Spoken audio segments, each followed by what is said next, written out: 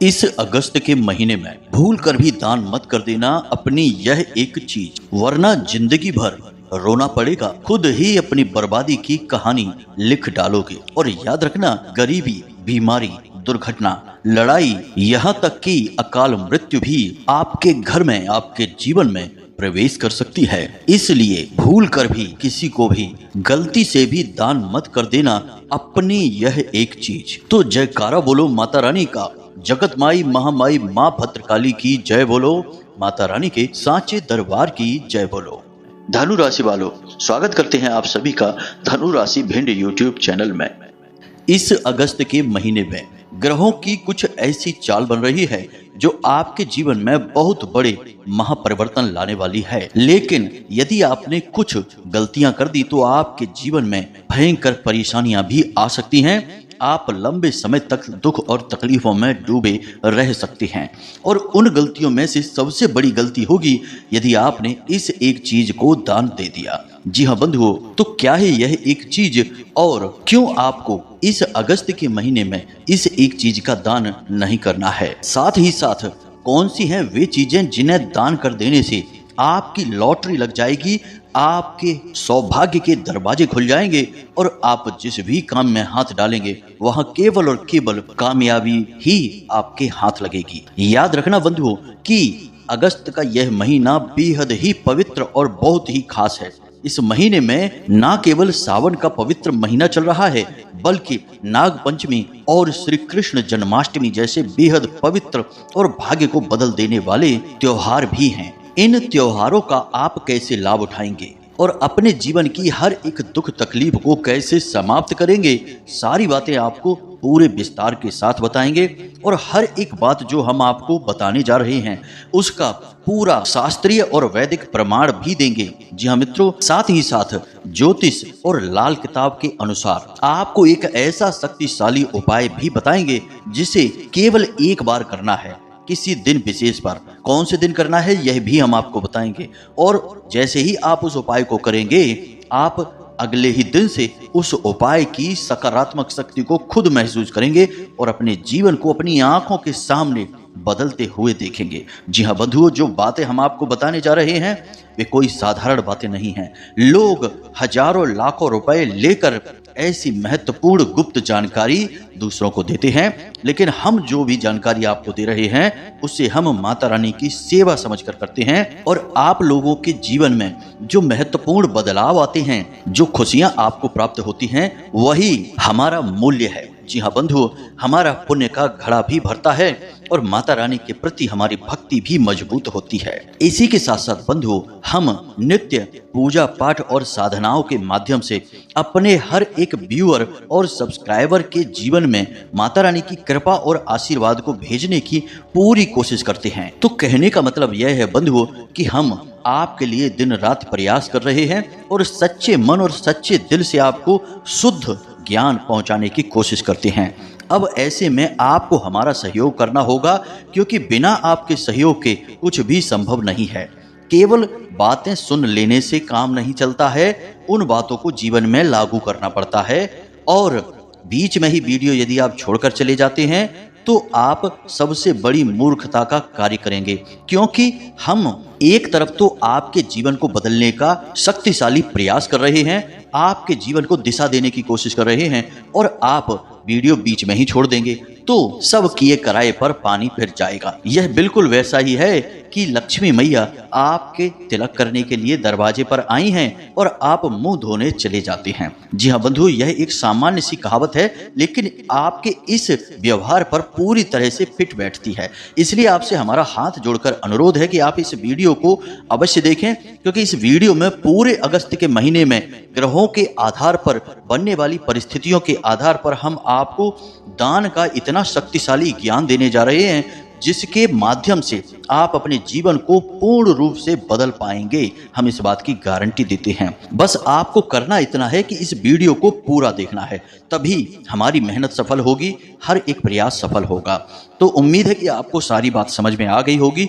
अब आप इस वीडियो को देखने का पूरा मन बना चुके हैं। तो चलिए इस महत्वपूर्ण कार्यक्रम को शुरू करते हैं, लेकिन इससे पहले हम चाहेंगे कि आप माता रानी को आभार अवश्य व्यक्त करें, क्योंकि हर शुभ कार्य की शुरुआत दैवीय अनुमोदन और अभिवादन के बिना पूर्ण नहीं होती है, अधूरी रहती है। तो चलिए कमेंट बॉक्स में लिखिए जय मां भद्रकाली कृपा करो। एक बार नहीं 3 बार लिखना, फिर माता रानी आपके ऊपर 100% कृपा करेंगी, हमें पूरा विश्वास है। इसी के साथ साथ एक छोटा सा निवेदन आपसे और है कि यदि आपको हमारा ज्ञान अच्छा लगता है, माता रानी की कृपा अच्छी लगती है और आप हमारे परिवार के और माता रानी के दिव्य धाम के सदस्य बनना चाहते हैं, तो आप इस चैनल को सब्सक्राइब अवश्य कर लें, क्योंकि इस चैनल को सब्सक्राइब करते ही आपके ऊपर माता रानी की तुरंत कृपा और आशीर्वाद पहुंचेगी, क्योंकि आप परिवार के सदस्य बन चुके हैं। और आप तो जानते ही हैं कि हम लंबे समय से माता रानी की सेवा और उनकी साधनाएं करते चले आ रहे हैं, और हम अपने हर एक वीडियो में न केवल ज्योतिषीय और गणितीय आकलन के आधार पर, ग्रहों के आधार पर आपकी भविष्यवाणियां करते हैं, बल्कि हम वे बातें भी बताते हैं जो हमें ध्यान के माध्यम से माता रानी किसी न किसी रूप में अनुभव कराती हैं। यानी कि माता रानी के द्वारा दिए गए आदेश, उनके द्वारा दिए गए अनुभव और ज्ञान को भी हम वीडियो के माध्यम से आप तक पहुंचाने की कोशिश करते हैं। तो ऐसे में यह आपके लिए बहुत अधिक आवश्यक बन जाता है कि आप हमसे पूरी तरह जुड़ जाएं और इस चैनल को सब्सक्राइब कर लें, परिवार के सदस्य बन जाएं। तो चलिए मित्रों, चैनल को जल्दी से सब्सक्राइब करिए, फिर आगे बढ़ते हैं। बंधुओं, दान के विषय में एक श्लोक हमें याद आ रहा है जो कहीं पर हमने पढ़ा था। उस श्लोक के माध्यम से आपको दान के महत्व के बारे में सारा ज्ञान प्राप्त हो जाएगा कि दान कितना महत्वपूर्ण और शक्तिशाली उपाय है जीवन के हर एक सुख को प्राप्त करने का। तो ध्यान से सुनिए। दानम धार्यते पृथ्वी दानमेवं भुवनत्रयम् दानमेकः द्वारपालः कृत्वा त्रिलोकी नाथम च लक्ष्मीपतिम्। इसका मतलब यह है कि दान ही वह एक माध्यम है जिससे यह पृथ्वी टिकी हुई है, दान से ही त्रिभुवन टिके हुए हैं, और दान ही वह द्वारपाल है जो आपके ऊपर भगवान श्री हरि विष्णु की कृपा हमेशा बनाकर रखता है, जाने नहीं देता। और लक्ष्मीपति यानी कि स्वयं माता लक्ष्मी और भगवान श्री हरि विष्णु आपके जीवन में टिके रहते हैं, यानी कि इनके द्वारपाल दान हैं। तो आप दान यदि करते रहेंगे तो आपको ना केवल इस धरती पर, धरा पर सारे सुख प्राप्त होंगे, बल्कि मृत्यु के बाद अन्य लोकों में जहां भी आप जाएंगे वहां भी आपका दान आपके साथ जाएगा। साथ ही साथ जब तक आप इस संसार में हैं, आपके घर, आपके जीवन में त्रिलोकी नाथ यानी कि स्वयं भगवान नारायण और माता लक्ष्मी हमेशा विराजमान करेंगी। दान एक द्वारपाल के समान उन्हें आपके घर के बाहर कभी निकलने ही नहीं देगा। तो आप समझ सकते हैं कि दान की कितनी अधिक महिमा है। हमारे शास्त्रों में दान को धर्म से जोड़ा गया है, इसीलिए हमेशा कहा जाता है दान धर्म। इसीलिए आपने हमेशा यह सुना होगा कि प्राचीन काल में चाहे कितना ही पुराना समय हो, चाहे कितने ही बड़े प्रतापी वीर राजा महाराजा हो या फिर बड़े व्यापारी हों, सभी यदि जीवन में सुखी रहे हैं, उन्नति और तरक्की की है, तो उनके अंदर एक गुण जो सब में एक जैसा था, और वह गुण क्या था कि वे दान बहुत करते थे। जी हाँ मित्रों, और एक चीज और हम आपको बता दें दान के विषय में कि आपको अपने जीवन में जो कुछ भी चाहिए, आप उसी चीज का यदि दान करेंगे तो वह चीज आपके जीवन में अकूत मात्रा में प्रवेश कर जाएगी। जैसे कि आपको यदि शिक्षा चाहिए तो आप पहले थोड़ी बहुत शिक्षा ग्रहण करिए, फिर दूसरे बच्चों को पढ़ाने लगिए। आपने खुद भी ये चीज सुनी है कि दूसरों को पढ़ाने से अधिक ज्ञान हासिल हो जाता है, यानी विद्या का दान करेंगे तो आपके पास अटूट विद्या आएगी। इसी प्रकार यदि आप धन का दान करते हैं तो आपके जीवन में अटूट धन संपत्ति आएगी। आप प्रेम का दान करते हैं तो आपको अटूट प्रेम मिलेगा, यानी कि आपको जो कुछ भी चाहिए उसे आप दान करिए। इसीलिए प्राचीन काल में राजा महाराजा, चक्रवर्ती सम्राट भी अन्न और धन इन दोनों का हमेशा दान किया करते थे, विशेष अवसरों पर जरूर दान देते थे। ऐसा इसलिए था कि एक राजा को अपना राजकाज चलाने के लिए 2 चीजों की ही आवश्यकता होती है। एक तो उसके पास धन होना चाहिए, क्योंकि उसके पास हजारों लाखों की सेना है और तमाम कर्मचारी हैं, उनका सबका भत्ता उसे देना है, पैसे देने हैं। दूसरा, अन्न उसके पास हमेशा होना चाहिए, क्योंकि सबको भोजन भी कराना है। कभी कभी तो राज्य में अकाल पड़ जाता था, तो राजा के अन्न कोष से ही अन्न प्रजा में बंटवा दिया जाता था, ताकि कोई भूखा ना मरे। यानी राजा के पास इतना अन्न होता था कि वह चाहे तो अपनी पूरी प्रजा को बैठे बैठे खिला सकता था। और जबकि अन्न ही वो दान भी करते थे और धन भी वो दान ही करते थे। तो इससे यह साबित हो जाता है कि आप जिस चीज को अपने जीवन में चाहते हैं कि आपके जीवन में वह आए, तो उसे दान करना शुरू करिए। जी हाँ बंधु, यह सुनने में थोड़ा सा अजीब लगता है, विरोधाभासी लगता है कि भाई हमारे पास पैसे तो हैं ही नहीं, हमारी तो नौकरी ही नहीं लगी, हम तो बेरोजगार हैं, और आप कह रहे हैं कि अन्न का दान करिए, धन का दान करिए। चलो अन्न का दान तो कैसे भी कर ही लेंगे, घर से उठाकर कुछ दे देंगे, लेकिन पैसे कहाँ से लाएं दान करने के लिए? तो बंधु, यहाँ पर हमने यह नहीं कहा कि आप अपना सब कुछ लुटा बैठिए। आप अपनी क्षमता, अपनी सीमा और अपनी हैसियत के हिसाब से दान करके तो देखिए। यदि आपके पास 500 रुपए हैं, तो आप उनमें से 100 रुपए किसी गरीब, भिखारी और जरूरतमंद को देकर तो देखिए। जी हाँ बंधुओं, लेकिन दान के विषय में कुछ जरूरी नियम अवश्य हैं, उन्हें आपको जानना बहुत आवश्यक है। अन्यथा दान का आपको नकारात्मक परिणाम भी प्राप्त हो सकता है। कई बार ऐसा होता है कि लोग दान धर्म करने के बाद भी परेशान रहते हैं, पीड़ित रहते हैं, उल्टा उनके जीवन में नकारात्मकता प्रवेश कर जाती है। जी हाँ बंधुओं, क्योंकि वे शास्त्रीय वैदिक नियमों को पूरी तरह से नहीं मानते। उन्होंने बस सुना कि दान करो और दान करने चले गए। अब दान की पूरी विधा, पूरे संस्कार को तो समझना पड़ेगा। आधा अधूरा ज्ञान हमेशा खतरनाक होता है, जानलेवा होता है। तो आपको पूरा ज्ञान चाहिए। तो आप दान जब भी करें, इसका सबसे पहला और प्रमुख नियम यही है कि दान हमेशा देवी देवताओं के सामने करना चाहिए। जी हाँ बंधुओं, किसी देव स्थान पर ही दान करें, कहीं भी कैसे भी दान ना कर दें। और किसी पवित्र और विशेष मौके पर दान करना बिल्कुल भी ना चूकें। जैसे कि नाग पंचमी का विशेष अवसर आ रहा है आपके सामने, सावन के महीने में सोमवार का विशेष दिन होता है, उस दिन आप दान कर सकते हैं। यानी कि जो भी आपके आराध्य हैं, भगवान जिनकी आप पूजा पाठ करते हैं, हनुमान जी की पूजा करते हैं, तो हनुमान जी के मंदिर में जाइए, मंगलवार के दिन विधि विधान के साथ पूजा करिए और कुछ ना कुछ अपनी हैसियत के हिसाब से दान अवश्य करिए। अब एक अजीब बात जो हम आपको बताएंगे, उसे सुनकर आप थोड़ा सा चौंक जाएंगे कि भाई आज के समय में लोगों के पास पैसे की तंगी बहुत है। जिसे देखो वो यही कहता फिर रहा है कि गुरुजी हमारा व्यापार ठप हो चुका है, हमारे पास आमदनी नहीं है, हम कर्जे में हैं, हम बहुत परेशान हैं, पैसे रुपए से ही सारी समस्याओं की शुरुआत हो रही है। कहीं ना कहीं हर समस्या की जड़ में, मूल में पैसा ही छुपा है। जी हाँ बंधुओं, तो अब आप जानते हैं कि आपके जीवन में पैसे की इतनी तंगी क्यों है।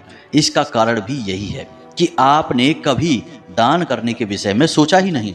हम देखते हैं कि जब कोई भिखारी किसी के पास आता है, पैसे मांगता है, तो लोगों की जेब में हजारों रुपए भरे हैं, लेकिन भिखारी को 5 रुपए का सिक्का देते हैं या केवल 10 रुपए देते हैं। अब आप खुद विचार करके देखिए कि यदि आपने किसी भिखारी को 5 रुपए दे दिए हैं, तो वो 5 रुपए के सिक्के से क्या आप पेट भर भोजन कर सकते हैं? कम से कम किसी भिखारी को यदि आप पैसे रुपए ही दे रहे हैं, तो उसे इतना तो दीजिए कि कम से कम वह एक वक्त का खाना ही खा सके। जी हाँ बंधुओं, यह भी एक विचार है। यानी कि यहाँ पर आपने अपने दान को भी निम्न स्तर का बना दिया, निकृष्ट कर दिया। तो अब ऐसा नहीं करना है। अब आप ध्यान से सुनिए, कुछ जरूरी बातें दान के विषय में हम आपको बताते हैं, फिर हम आपको उस एक चीज के बारे में बताएंगे जिसे आपको इस पूरे अगस्त के महीने में भूल कर भी दान नहीं करना है। यह ना तो ग्रहों के आधार पर अनुकूल रहेगा कि आप इसे दान दे दें, और ना ही यह आपकी राशि विशेष के आधार पर अनुकूल रहेगा। यानी कि इसका तो आपको अगस्त के महीने में पूर्ण रूप से दान के बारे में विचार ही लेकर नहीं आना है। जी हाँ बंधुओं, तो ध्यान से सारी बातों को सुने। सबसे पहली बात हम आपको बता चुके हैं कि दान देव स्थान पर ही करना चाहिए। दूसरी बात कि दान करते समय कभी भी दान का प्रचार नहीं करना है। जी हाँ बंधुओं, लोगों को हमने यह कहते सुना है कि हमने उस भिखारी को 500 रुपए दे दिए, हमने उस जरूरतमंद को 1000 रुपए दे दिए। बहुत अच्छी बात है, आपने दे दिए हैं, लेकिन दान के साथ सबसे बड़ा वैदिक नियम यह भी है कि इसे गोपनीय रहना चाहिए। दान जितना गोपनीय होगा उतना ही ऊर्जावान होगा, और जितना ही यह प्रखर होगा, उजागर होगा, उतना ही शक्तिहीन हो जाएगा। तो आपको दान का प्रचार नहीं करना है। कुछ लोग तो दान की फोटोएं खिंचवाते हैं और तमाम सोशल मीडिया पर डाल देते हैं। यह तो बहुत ही ज्यादा गलत हो गया। इससे तो आपका राहु नकारात्मक हो जाता है। सोशल मीडिया का सीधा संबंध राहु से है, तो आप अपने राहु को भी नेगेटिव कर लेते हैं और दान का आपको उल्टा फल मिलना शुरू हो जाता है। और तीसरा और सबसे महत्वपूर्ण कि दान उसी इंसान को करें जिसे सचमुच में उसकी आवश्यकता है। कुछ लोग ऐसे होते हैं जो थोड़ा सा ढोंग करके घूमते हैं और बाद में आपके द्वारा दिए गए दान का दुरुपयोग करने लगते हैं। यह गलत है। शराब वगैरह पिएंगे, कुछ तो गलत आहार भी आपके द्वारा दिए गए दान के धन का करने लगते हैं। यानी कि हम उन आहारों के बारे में, नकारात्मक चीजों के बारे में बात नहीं करना चाहते हैं, लेकिन गलत चीजें खाने पीने लगते हैं, उससे आपके दान का महत्व कम हो जाता है। तो जिसको सचमुच में जरूरत है, जैसे कि कोई बहुत बुजुर्ग इंसान है, कोई महिला है जिसके साथ छोटे छोटे बालक घूम रहे हैं, उसे दान करिए, बुजुर्ग इंसान को दान करिए। यानी कि आप खुद ही अंदाजा लगा सकते हैं, कोई अपाहिज है, लाचार है, उसे दान करिए। और कोशिश करिए कि दान आप देव स्थान पर ही करें। जी हाँ बंधुओं, हर जगह कहीं भी दान करने का कोई विशेष महत्व नहीं है। आपका पुण्य का घड़ा तो भर जाएगा, यानी आप पुण्य तो कमा लेंगे, लेकिन दान का सही लाभ आपको प्राप्त नहीं हो पाएगा। और एक और बड़ा नियम है, इसे भी आप ध्यान से सुने, कि जो आपके आराध्य हैं, जैसे कि आप भोले बाबा की पूजा करते हैं, उनके लिए आपके मन में भाव है, तो भोले बाबा का दिन है सोमवार का दिन। तो सोमवार के दिन जब आप मंदिर में जाएं, भोले बाबा की पूजा करें, जल अर्पित करें, जो भी आपके विधि विधान है उसके अनुसार आप पूजा पाठ करें। उसके बाद उस दिन मंदिर में दान अवश्य करें, और मंदिर में दान पात्र होता है उसी में दान डालें तो ज्यादा बेहतर होगा। अब इसका कारण यह है कि दान पात्र में यदि आप पैसे डालते हैं तो उस दान पात्र में जो धन है उसका प्रयोग मंदिर में ही किसी न किसी कार्य में किया जाएगा। या तो मंदिर निर्माण में होगा, या फिर मंदिर में कोई भंडारा है, कोई पूजा पाठ का आयोजन किया गया, कोई बड़ा अनुष्ठान किया गया, तो आपको कई तरीके के लाभ उस धन से प्राप्त होने लगेंगे। यानी कि आपने 100 रुपये, 50 रुपये, 10 रुपये भी डाले तो आपके 10 रुपये का पता नहीं किस पुण्य कार्य में प्रयोग होगा और आपको उसका बहुत अधिक फल प्राप्त हो जाएगा। जी हाँ बंधु, अभी हम परसों ही अपने एक जानने वाले से मिले। उन्होंने हमसे कहा कि गुरुजी, हमारे गांव में बारिश ही नहीं हो रही थी, बहुत दिन से परेशान थे। आसपास के क्षेत्र में खूब बारिश हो रही थी, लेकिन हमारे आसपास के 10-20 गाँव के एरिया में बारिश ही नहीं हो रही है। तो उन्होंने एक छोटा सा प्रयोग किया, उन्होंने रामायण बोल दी। यानी कहने का मतलब यह है कि उन्होंने भोले बाबा के मंदिर में जाकर यह कह दिया कि यदि बारिश हो जाएगी तो हम सोमवार के दिन रामायण का आयोजन कराएंगे। और चमत्कार देखिए बंधुओं कि अगली ही सुबह जोरदार बारिश हुई और लगभग 2.5 से 3 घंटे लगातार बारिश हुई। पूरा गांव पानी से लबालब हो गया, चारों तरफ पानी ही पानी, और सबके चेहरे पर मुस्कुराहट आ गई, क्योंकि किसान तो इस समय बारिश से ही अपनी खेतीबाड़ी का काम कर पा रहा है। तो यह कितना अजीब और कितना शक्तिशाली प्रयोग है कि एक रामायण बोल देने मात्र से स्वयं इंद्र देवता प्रसन्न हो गए और बारिश करवा दी। सुनने में हो सकता है यकीन ना हो किसी को, लेकिन बात 100% सत्य है। तो चीजें काम करती हैं, इन्हें आप माने या ना माने। आप यदि मंदिर के दान पात्र में कुछ पैसा डालते हैं तो आपको उसका पुण्य मिलेगा ही मिलेगा, चाहे कहीं से भी मिले, कैसे भी मिले, लेकिन आपको लाभ मिलेगा ही मिलेगा। बंधुओं, याद रखना कि जीवन में जब बुरा समय आता है तो वह बेशक ग्रह नक्षत्रों की चाल या दैवीय प्रकोप से हो सकता है, लेकिन कहीं ना कहीं उसमें आपकी भी गलतियां शामिल होती ही हैं, क्योंकि ग्रह नक्षत्रों की चाल और दैवीय प्रकोप का असर भी आपके ऊपर तभी होगा, यानी कि आपका विनाश तभी होगा जब आपके द्वारा की गई भीषण गलतियां भी उसमें शामिल हो जाती हैं। तब इन चीज़ों की शक्ति बढ़ जाती है। इसी प्रकार जब आपका अच्छा समय आता है तो दैवीय कृपा आपको प्राप्त होती है, ग्रह नक्षत्रों की चाल का आपको पूरा लाभ प्राप्त होता है, लेकिन यह सभी तब होगा जब आपके द्वारा किए गए अच्छे कर्म इसमें शामिल होते हैं। मानव के कर्म का सबसे अधिक महत्व होता है, इसलिए अपने द्वारा किए जाने वाले कर्मों पर हमें पूरी नजर रखनी चाहिए और पूरी तरह सतर्क और सावधान रहना चाहिए। अब आप ध्यान से सुनिए, हम आपको बताने जा रहे हैं उस एक चीज के बारे में जिसे आपको इस पूरे अगस्त के महीने में दान नहीं करना है। जी हाँ बंधुओं, अब सूर्य ग्रहों के राजा हैं और आत्मा के कारक ग्रह हैं। अब सूर्य का आपके जीवन पर बहुत बड़ा प्रभाव रहता है। समाज में आपका मान सम्मान, घर परिवार में आपकी इज्जत, आपके मान सम्मान वर्चस्व के साथ साथ सरकारी कार्य और नौकरी करने वालों के लिए उच्च अधिकारियों के साथ उनके व्यक्तिगत संबंध, आपकी आमदनी और आपके काम धंधे व्यापार की बढ़त और आपका तेज दिमाग, सारी चीजें लगभग सूर्य से प्रभावित होती हैं। और ज्योतिष में कहीं कहीं पर तो यह भी व्याख्या मिलती है कि सारे ग्रहों के कहीं ना कहीं कुछ न कुछ प्रभाव सूर्य देवता अवश्य देते ही देते हैं, इसीलिए उन्हें ग्रह मंडल का राजा कहा जाता है। संपूर्ण ग्रहों के प्रभाव उनके अंदर कुछ न कुछ रूप में देखने को मिलते ही मिलते हैं। तो अब आपको सूर्य देवता से जुड़ी चीजों के संबंध में इस महीने यानी अगस्त के महीने सावधान रहना है, क्योंकि सूर्य देवता के ऊपर राहु की दृष्टि पड़ी हुई है और राहु एक दूषित ग्रह है, दुष्ट ग्रह है, और राहु ने सूर्य के साथ मिलकर षड अष्टक योग का निर्माण कर दिया है और यह योग आपके लिए बहुत खतरनाक है। अब इस योग के प्रभाव से सूर्य देवता की शक्तियां कुछ हद तक कम हो जाएंगी और सूर्य देवता से जुड़ी हुई चीजों का दान करने पर आपको इसके नकारात्मक परिणाम प्राप्त होने शुरू हो जाएंगे। जी हाँ बंधु, कोई आपसे कुछ भी कहे, हम आपको लिख कर देते हैं कि जिन चीजों के बारे में हम आपको बताने जा रहे हैं, यदि आपने इन चीज़ों का दान इस महीने में भूल कर भी कर दिया तो आगे आने वाला समय आपका बहुत ही भयंकर है। आप सह नहीं पाएंगे, इतने कष्ट आपको मिलेंगे, क्योंकि हमने आपसे पहले ही कहा कि हर ग्रह जो सकारात्मक है उनके भी फल आपको पूर्ण रूप से प्राप्त नहीं होंगे और जो ग्रह नकारात्मक हैं वे तो आपको भयंकर पीड़ाएं पहुंचाएंगे ही पहुंचाएंगे। तो इसलिए सूर्य से आपको हानि अगर एक बार होनी शुरू हो गई तो आप लंबे समय तक पीड़ाओं से ग्रसित रहेंगे। तरह तरह के नुकसान और घाटे आपको मिलते रहेंगे, आपका जीवन नर्क बन जाएगा। जी हाँ बंधु, तो ध्यान से सुनिए, इन चीजों का आपको इस पूरे अगस्त के महीने भूल कर भी दान नहीं करना है। सबसे पहली चीज है चावल, दूसरी चीज है दूध, तीसरी चीज है गुड़, चौथी चीज है गेहूं और पांचवी चीज है तांबे से बनी कोई वस्तु। और इन सब में सबसे अधिक महत्वपूर्ण है तांबे से बनी हुई कोई भी वस्तु। अब यहाँ पर हम दान करने के बारे में जो बात कर रहे हैं, तो देव स्थान पर आप कुछ भी दान कर सकते हैं, कोई समस्या नहीं आती है, ना ही कोई नकारात्मक प्रभाव आते हैं, क्योंकि वह देवदान है।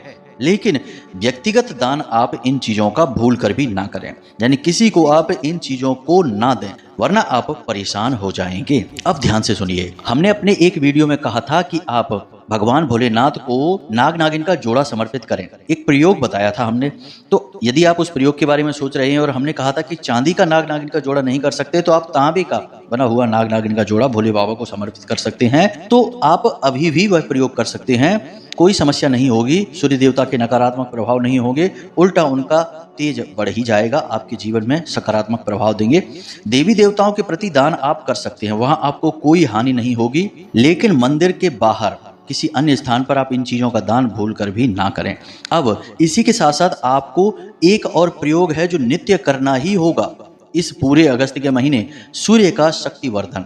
वैसे सूर्य देवता हैं, स्वयं शक्तिशाली हैं, उन्हें किसी से शक्ति लेने की आवश्यकता नहीं है, वे स्वयं इस पूरे संसार को शक्ति दे रहे हैं। लेकिन ज्योतिष में कभी कभी ऊर्जाएं बदल जाती हैं और इंसान ग्रहों की ऊर्जा से संचालित होते हैं, ग्रह से संचालित नहीं होते हैं। अब मान के चलिए कि कोई आपसे कहता है कि आपके ऊपर शनि की 7.5 चल रही है, आपके जीवन में शनि की वजह से कष्ट आ रहे हैं। तो अब शनि ग्रह की यदि हम बात करें तो शनि ग्रह तो कितनी दूर है ब्रह्मांड में, और वहां से शनि आपके अकेले के लिए तो यहाँ आ नहीं रहा है, आपके पास पीड़ा पहुंचाने के लिए।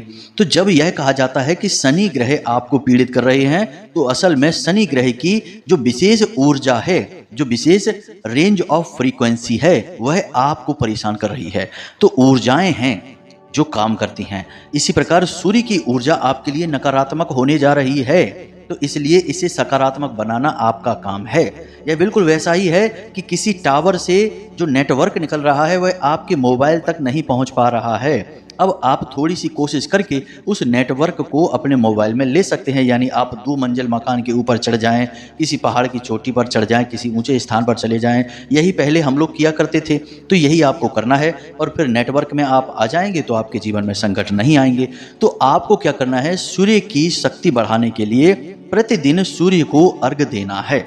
और सूर्य को अर्घ देते समय आपको जो जल है उसमें थोड़ा सा गुड़ मिला लेना है, तांबे के लोटे का ही प्रयोग करना है, शुद्ध जल का प्रयोग करना है और थोड़े से काले तिल उसमें अवश्य डाल लेने हैं। जी हाँ मित्रों, इसी के साथ साथ सूर्य को अर्घ देने का सही समय सूर्योदय होने के 10 मिनट के अंदर अंदर सूर्य को अर्घ दिया जाता है।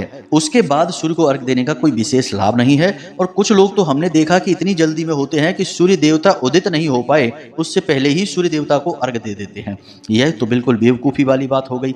तो आप इंतजार करें, सूर्य देवता का जब उदय हो जाए तो आप सूर्य देवता को अर्घ दें। अर्घ देते समय कुछ जरूरी बातें हैं, इन्हें ध्यान में रखें। जो जल आप सूर्य देवता को समर्पित कर रहे हैं उसके छींटे आपके ऊपर नहीं आने चाहिए। खास तौर से आपकी कमर के निचले हिस्से पर उसके छींटे नहीं आने चाहिए, क्योंकि वह शनिदेव का स्थान होता है और सूर्य और शनि की आपस में शत्रुता है। दूसरी कि आपके सिर पर कपड़ा होना चाहिए, आपको नंगे पैर जल समर्पित करना है। और सबसे महत्वपूर्ण बात कि आप जब सूर्य देवता को जल समर्पित करें तो नीचे कुछ बिछा लें, कोई चटाई वगैरह बिछा लें, उसके ऊपर खड़े होकर ही जल समर्पित करें। अब आप जल जो डाल रहे हैं वह आपके सिर के ऊपर लोटा उठाकर ही जल समर्पित करें और उस जल की धारा में से सूर्य देवता के दर्शन करने की कोशिश करें।